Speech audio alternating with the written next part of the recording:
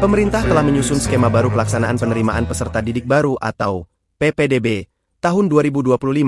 Berikut adalah selengkapnya. Sebelum kita lanjut, jangan lupa subscribe Merah Putih Channel agar tidak ketinggalan update berita kami.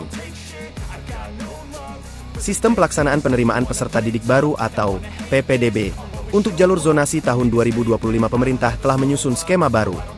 Melalui staf ahli regulasi dan hubungan antar lembaga Kementerian Pendidikan Dasar dan Menengah, Kemendikdasmen, Bianto mengatakan, nantinya pada jalur zonasi penilaian tidak lagi dilihat berdasarkan dokumen kependudukan. Menurut Bianto, PPDB zonasi versi terbaru akan melihat berdasarkan jarak rumah tinggal dengan sekolah. Ya, sekali lagi jarak rumah tinggal dengan sekolah.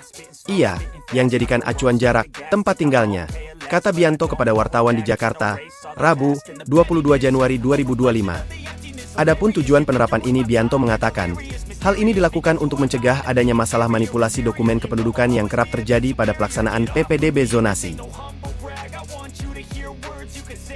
Oleh karena itu, pada PPDB zonasi versi terbaru, penerimaan tidak akan lagi dilakukan berdasarkan domisili yang tertera di dokumen kependudukan.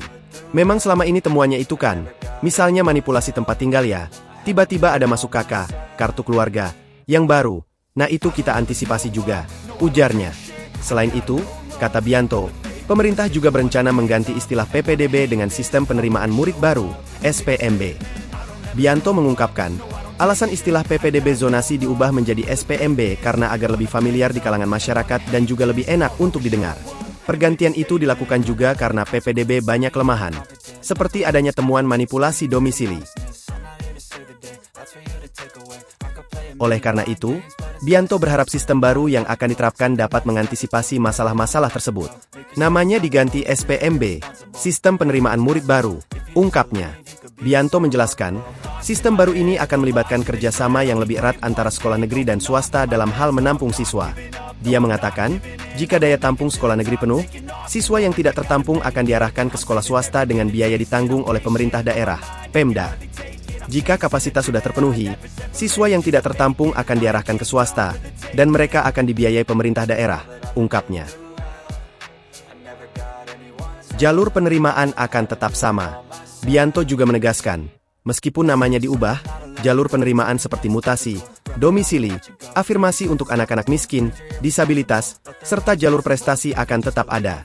Namun, persentase penerimaan pada beberapa jalur akan disesuaikan untuk meningkatkan aksesibilitas dan inklusivitas. Selama ini kan masuk jalur afirmasi ya. Nah, itu nanti akan diperbanyak jumlahnya. Kira-kira begitu, ucap Bianto.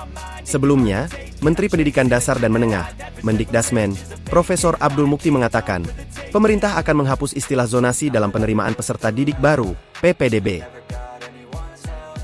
Adapun PPDB zonasi adalah sistem penerimaan siswa yang ditentukan pemerintah berdasarkan jarak antara rumah siswa dan sekolah terdekat.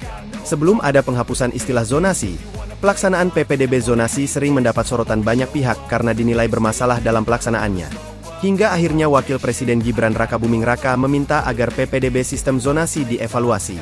Terkait hal itu, Profesor Abdul Mukti menegaskan, memang pemerintah akan menghapus istilah zonasi dalam PPDB. Namun, apakah hal itu berarti akan menghapus sistem PPDB zonasi? Ia belum bisa memastikan karena keputusan terkait PPDB zonasi akan diambil dalam sidang kabinet.